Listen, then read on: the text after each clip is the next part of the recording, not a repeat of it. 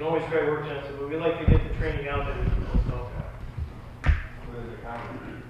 What can we do to educate our legislators? The legislature would need more. We'll make that any day. But we do have. Well, and yes and no. And there's some people that are not comfortable with a gun, and they may not want to carry a gun. That's right, but they should. Exactly. Those people. These situations are getting more and more prevalent. All right, but who's responsible for your safety? And we do, of course, help be your own bodyguard. You are. Yeah. At the back of the room is a fire extinguisher, like you just mentioned. If we do these trainings like this, we educate the public on what's the best way to react to these type of situations. Try to throw a fire extinguisher at your face. What are you going to do? And you got a weapon to use to defend yourself. Just going to pick everybody's brain in a certain room. Anywhere where there's large groups of people, this is pretty much effective training for. Large groups of people with limited means of ways in, ways out. That just mass chaos could occur. This is very, very relevant to all of those. And so what you presented today, there was a lot of different incidents. Lots of scenarios between schools and businesses. A couple were in recruitment centers, I believe. It pretty much anywhere where there's numerous people is applicable. And so, a lot of people don't know these things. I mean, like you said, most people think they're just hiding under a desk. Right. That's the older way of thinking is that way. I think it used to be a run, hide, fight type thing, and now it's transitioned over to avoid, deny, and defend, which are a little bit different. Before you'd lock the door and you'd hide on the other side of the room, where now you lock the door, you barricade the door, and if that happens, now you have to be ready to defend yourself, the people that you're with in schools, the children. You have to be ready to go, and you get that mindset, and now you've already run it through your head once, so you're already one step ahead. You're already saving seconds, and in this, seconds are what count. And you're trying to get people to avoid, panic, chaos. And Easier said than done. Yeah, and for sure. That is all done through training. Correct, and that's not just law enforcement and military training. Controlled breathing, combat breathing. That can be it's a type of meditation. That kind of thing can be read up on and trained. Any normal civilian can be trained in that type of thing to help them react better under stressful situations. Being in shape, good shape. One of the deputies mentioned in the training, being in better physical shape can help that. Your stress level, that'll bring your stress level down. Any of those things can be worked on, and it's not just strictly law enforcement or military.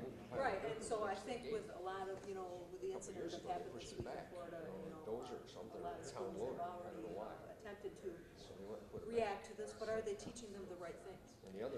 We don't know. This training's been around for a little while now. We're hoping that it's getting out to the schools. We're making ourselves available to all the schools in the area. I know numerous counties at the training that I was at a year ago.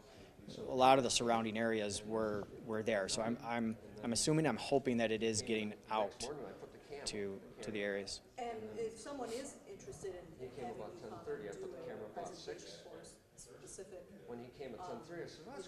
scenario, what you're saying, similar to what you have here? For sure, absolutely. They can contact the sheriff's office. Any sheriff's office, like I said, I would assume has had employees trained in this, and they can come. Everything's provided, everything's printed out and provided for all the participants, and yeah, it's something that we hope to do more often, because the more people are educated, the better chances we're going to have with this. Yeah, because a lot of people run and say, well, it's a small town, it's a rural Right. area, it's not going to happen. Right. I don't know the complete statistics, but I believe most of the places that we show, a lot of them aren't major cities. They're small towns that probably said the same thing that we're saying. It won't happen here. And we almost have to think of more, and it's not going to, as to if or when we have to be prepared. That's just, unfortunately, the society we're in right now. And so that's what a lot of people are trying to, in essence, deny. They're trying to deny that we're Correct. not in that. Right, yeah. People will deny it, and that that'll slow us down. We need people to accept it, show up to these trainings, and learn. And seconds matter. That's what this training is. Seconds matter. Seconds save lives, and that's they have to accept it. They're going to have to accept that they may be saving the life of the person next to them or family members next to them. We have to act. Right. And so, you know, in the meantime, you know, these events continue to happen, and, but you guys had this plan before. Months, probably a few months prior, we were asked to come out here. The fact that the Florida incident has just recently happened, just a coincidence, very unfortunate coincidence, but it ties in well. It's fresh on everybody's mind, and if this educated the people here and they go tell some more people about it and just tell them to think about exits more and the little things, that it'll spread, and that's what we need. We need the education out there. Right. And so this is really your only defense in this time. You have to. You have to educate. You have to think differently now. You have to go into a place and unfortunately know where your other exits are. You have to think, if something happened, what will I do? Will I be able to get out? Okay, you're taking the kids and I'm going this way. You have to think that way to plan ahead now, and it's very unfortunate, but it's what it is, unfortunately. Anything you would like to add? This is your first time doing this. I'm sure you're going to be doing it a whole lot. I hope so. Anything you would like to add as far as you know, with the training involved, or you know, what the response was from people here today? The response, I believe, was positive. It seemed good. I think everybody was interested. I think everybody's got a lot of questions. Everybody wants to talk about guns. Obviously, that's one of the big things is talking about guns, and that's not necessarily what we're doing here. Not everybody's going to have a gun. Not everybody's going to be educated on how to use a gun. What we're doing here is basically it all breaks down to the three basic things: the avoid, deny, and defend. That's pretty much what it comes down to. Yeah, because we had the one gentleman come up and say, you know, why can't we just have everybody have guns? And that's not necessarily a good thing. It's straight. If you have training with a gun, that's one thing. If you don't, you can still possess a gun. And if you don't have that training with it, you have a bunch of people in a church shooting. That might do more harm than good.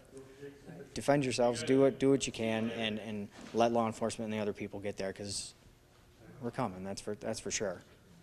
We all live in the county, and we all have family in the county. We're going to get here as fast as we can, for sure. As a pastor, I think part of the breakdown has to do with going back to a breakdown in our families. That families we haven't continued to teach respect and respect for life, respect for property, respect for people. We've developed this self-centeredness that the only person that's important is me. And we used to teach that the people around you are more important. You know, you respect them. You don't get to do what you want. You got to make sure you respect them, their property. So we've lost that respect. We've lost that respect for the people around us. We've lost that patience with other people. We don't teach kids to honor the others around them or to honor life. And I think that breakdown of family, that breakdown of teaching those basic values to our kids, is at the root of that. And as a pastor, like I said, I go back to when we started eliminating God from our public society.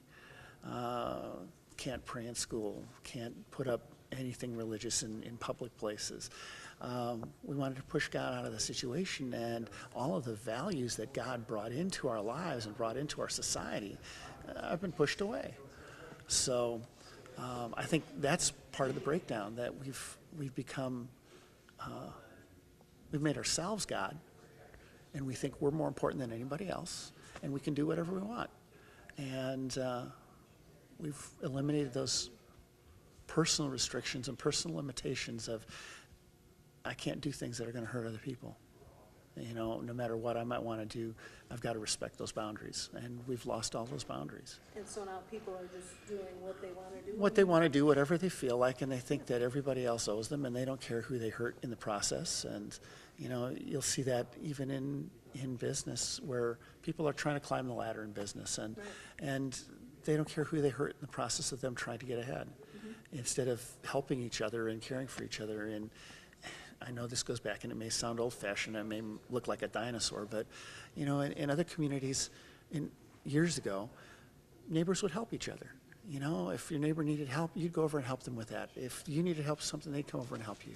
You watched out for each other, you helped each other. You didn't just take care of yourself.